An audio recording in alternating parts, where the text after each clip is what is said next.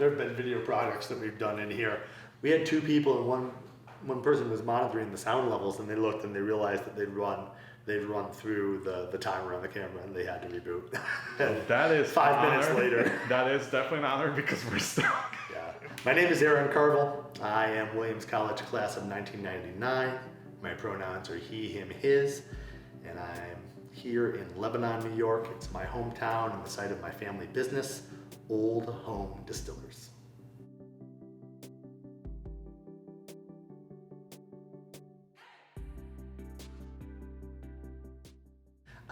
I've done quite a bit of hobbying around. I mean, some of these hobbies have kind of lasted with me since Williams. So at the moment, my big foci are playing ukuleles, which is always a lot of fun. In fact, I have to keep them out of the shop to prevent myself from playing them instead of doing my work. So music's always been big, from the days of being in the Williams College marching band all the way up to today. Karate has been big at the moment, so I'm not particularly experienced, but my son, who's 9, is learning, so I'm learning right along with him. Those are the big ones. Long distance running, I'd like to be doing more. The pandemic's been a little hard on it, mostly because I've been working, not so much because there wasn't time to run. That's a myth. But I would say music, martial arts, and running have been my big 3. Now I have to ask, what did you play while you were part of the marching band? Because I also was part of the marching band.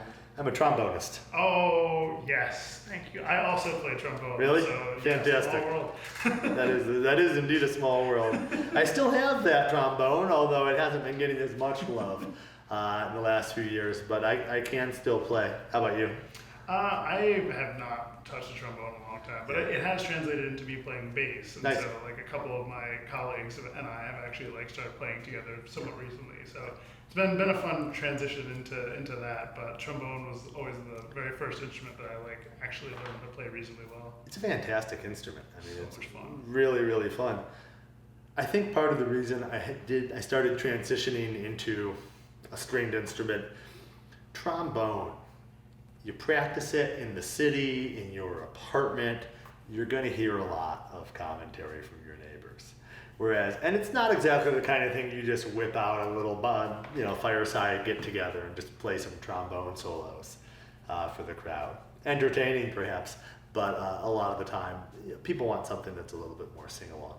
So the ukulele has been a lot of fun for me. I highly recommend it. It's simple to learn, a lot of music theory.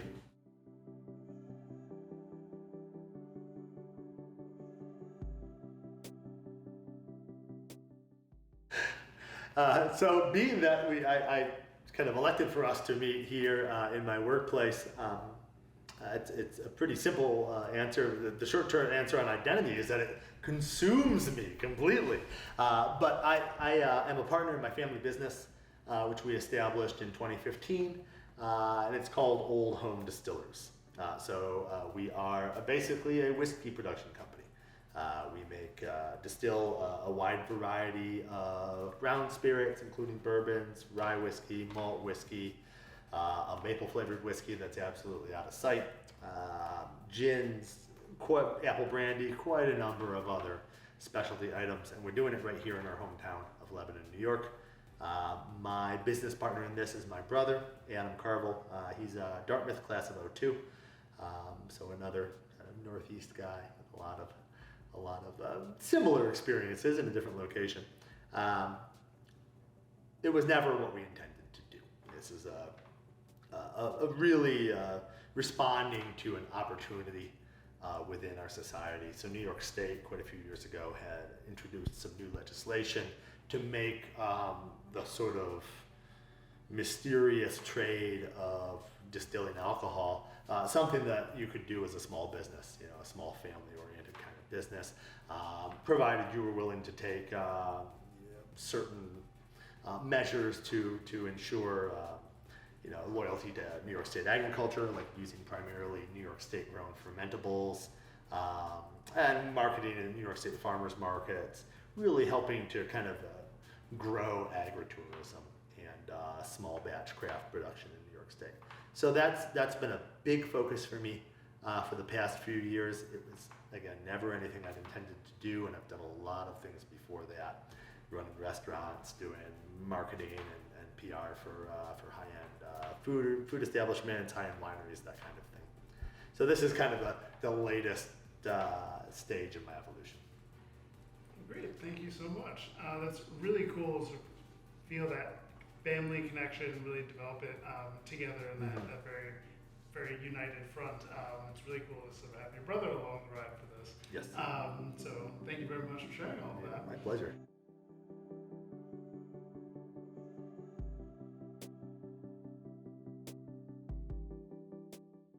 When you're in the family business, so much of the time, your whole identity becomes what you are doing. So I kind of live and breathe Old Home Distillers, and a lot of what I'm doing within the community is as a representative of our distillery.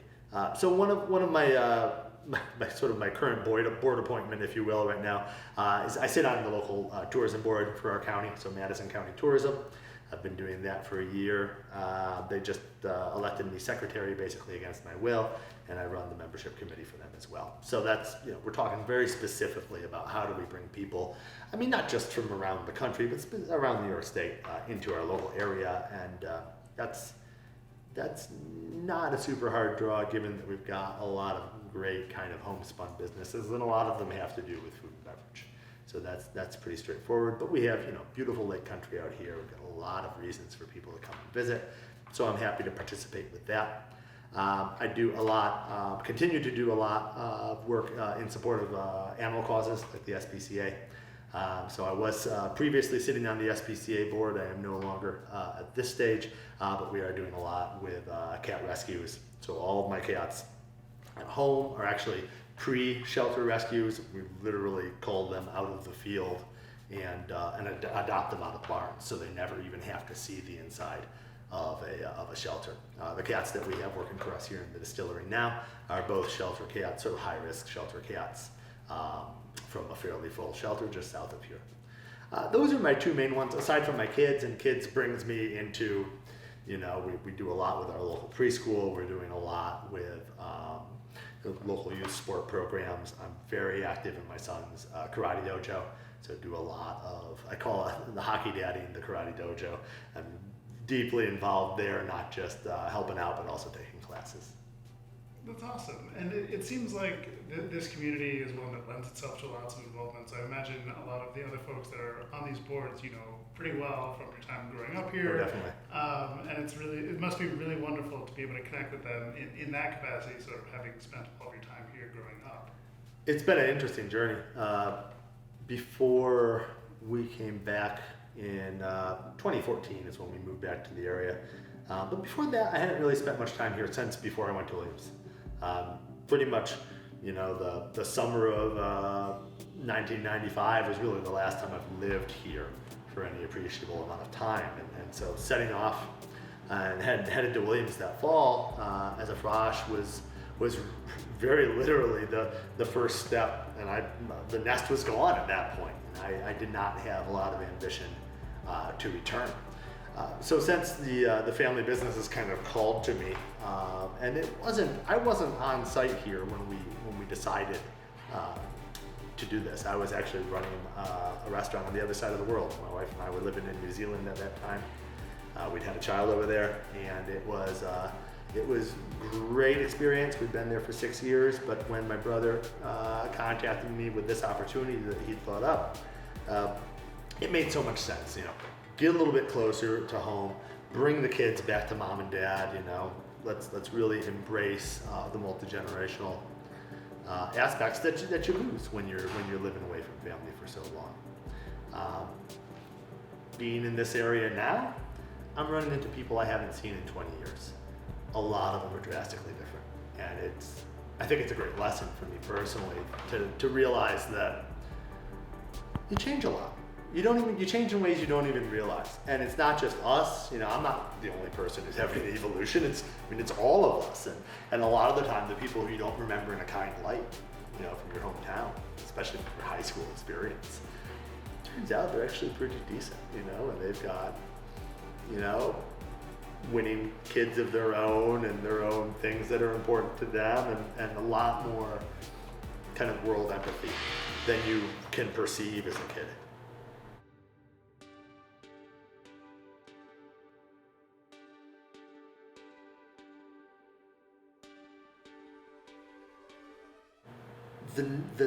The actual data, right? The things that we learn in any educational setting, they're important. But for me, so much of what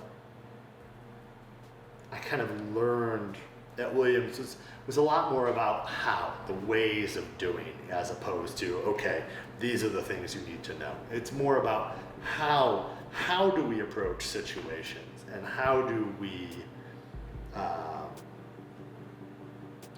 come to grasp not even an obstacle, but just a situation that we've got to tangle with a little bit, one way or the other. And for me, being a relatively rurally raised young person and coming to Williams for the first time was just this unreal culture shock.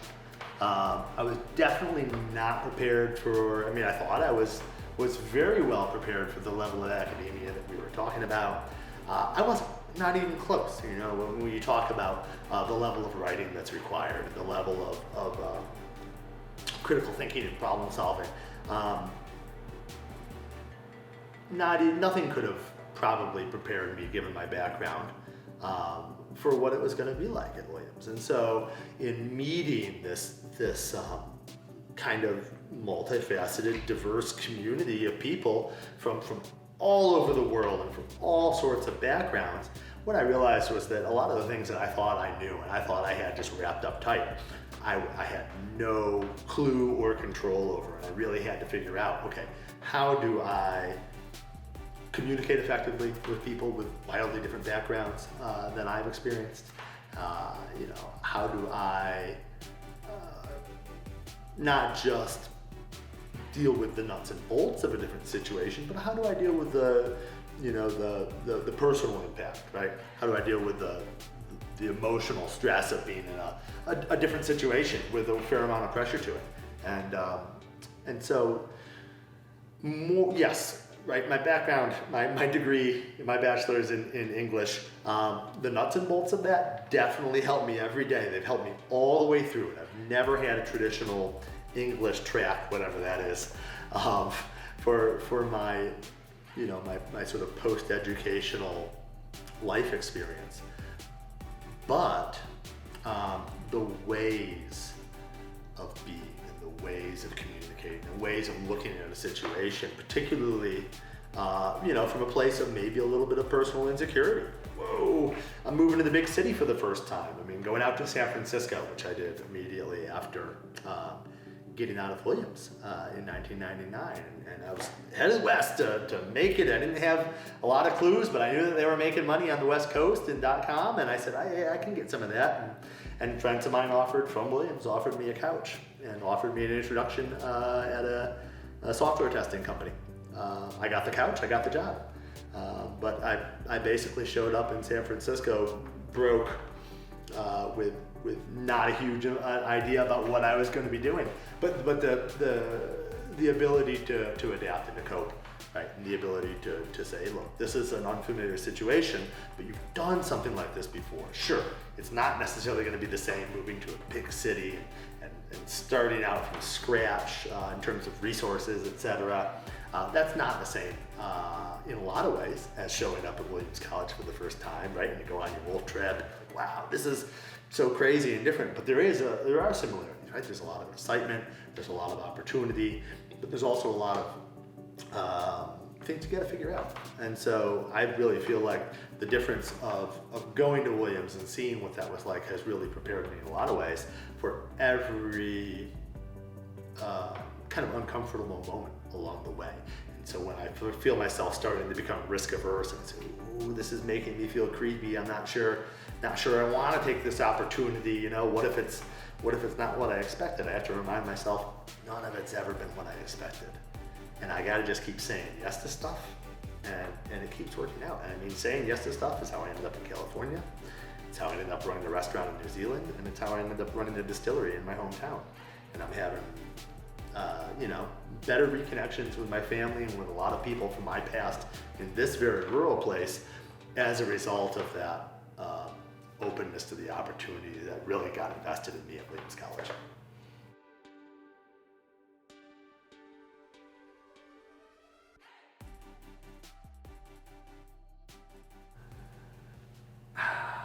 So many things at the moment. Honestly, there's really no substitute for the love of a little girl. You know, I have 2 kids. I got a 9-year-old. His name's Orion, and the first granddaughter in our entire family. We seem to have generations and generations of just producing boys. So when Juniper, our daughter, was born, and this was in 2017, just awesome change, right? And it's I know everyone probably talks about how the kids bring them joy, but for me, it's really been huge. I'm fortunate to be one of the many people who are in a Williams marriage. So my wife, Jasmine Kellogg, is class of 2001. We did meet while I was in my final year at Williams, and through some ups and downs, we've managed to keep it together and join each other on the West Coast in 2001, and then stay with it all the way through. So to be able to take our kids, show them the campus, and explain that this is where mom and dad met, I think that's huge. And then the other thing that's so big for me, and yes, I realize it kind of feeds into the business person as your entire identity theme that I have going, but I just love the feeling of winning in this. I really do. I love the feeling of creating something from scratch with our hands and our brains, and using all of those skill sets, right? Using all of the things that our parents and our communities have kind of imbued into us and said, here's your tools. What are you going to do with it? We can't wait to see what you do. For me, this is just the culmination of a really cool path that I couldn't have foreseen. So, is it perhaps a little bit narrow-sighted? Yeah, but I really do love winning in the family business. I love turning people on to the quality that we can produce as a very small manufacturer of distilled spirits. I love giving people, another cool story, because we're not just selling products, right? We're selling narratives, right? We're selling experiences, and these are shareable things that people can then take away with them. And maybe they've got a half-empty bottle of bourbon that they're going to bring over to their friends. Oh, you got to try this, buddy. Boy, do I have a story behind this. You're never going to believe where I found this. For me, that's huge, and that creates a little bit of a sense of legacy, and something that's going to endure beyond me or beyond us. So, for me, that's another thing that brings me joy. Thank you so much. We are certainly appreciative that you've been able to share this story with us, and we will now be a couple of people that will be sharing this everywhere. So the ripple is beautiful. Yeah. Yes. So all of Williams will now know about this. So it'll be, I think, wonderful, and we're deeply appreciative of your sharing, the meaning of family and how that relates to your identity. So You bet. Thank you so much.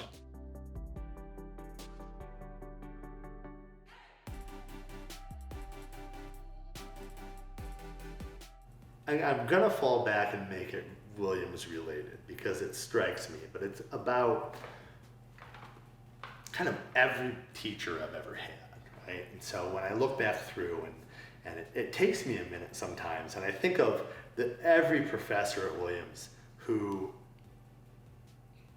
was extraordinarily patient with me. And I wasn't always the best, right? And I wasn't always the most diligent or the most on top of it, and I was definitely coping and shifting and changing and not always the most reliable. So when I think about really patient professors, Professor Dreyfus in religion, is hugely patient with me, so patient. He's a Buddhist, that's how it's supposed to be, I suppose. Professor Nolan in sociology took so much time with me, even though I wasn't always necessarily the most reliable and the most diligent. I guess I would write it to, and even professors who were, blatantly unpatient with me, and very firm and often not super kind. But I would write all of those individuals a note and say, I know it's got to be frustrating working with children, right? Even if we're adults, we're children really when we're there. And I don't think, I think even people who have better habits than I did at Williams College, we're still children at that time. And so when we get that little extra patience that's beyond the norm of what's needed, right? I mean, for a lot of professors, definitely not to talk down the system that's going on, but a lot of professors don't necessarily need to make that extra movement, right? I mean, it's the papers are going to get published, right? Your personal career is going to continue whether or not Aaron Carville, in his first year is understanding the concepts of your class or not. But to anyone along those lines at Williams, or really even thereafter, who took a little bit of extra time with me and didn't just give up on me, thank you. That mentorship means a lot to so many people, and I think the professors at Williams are some of the best at that, at developing those relationships. And I'm sure a bunch of the ones that you mentioned, they come upon this, will be very grateful and happy to hear their names sort of shouted out on this. No, most definitely. So that really wraps it up for us. Are there any last things you'd like to share with any of our followers from East on the Move? Yeah, I'm just grateful to kind of be in a position with a little bit of distance on the experience. I think a lot of people go through the intensity of that bachelor, that sort of undergraduate education, and you go through it.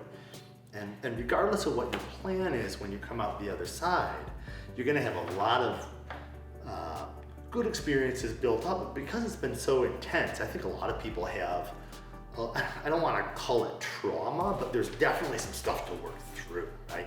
You've crafted all these relationships, you've been in this very immersive environment, and you're really finding out, what's valuable to you, what does it all mean? And for me, I think one of the great things, and definitely something that anyone who's an undergrad at Williams right now probably needs to know, and they're probably already getting told, is that it's not just about those 4 years, right? It's about the community that often will reach out and find you after the fact. So you go get out of school, you say, I'm out of the East, I'm going west, and I went west, and a lot of my friends went west, and a lot of people ended up in California during those first few years, and we were a huge support system for each other.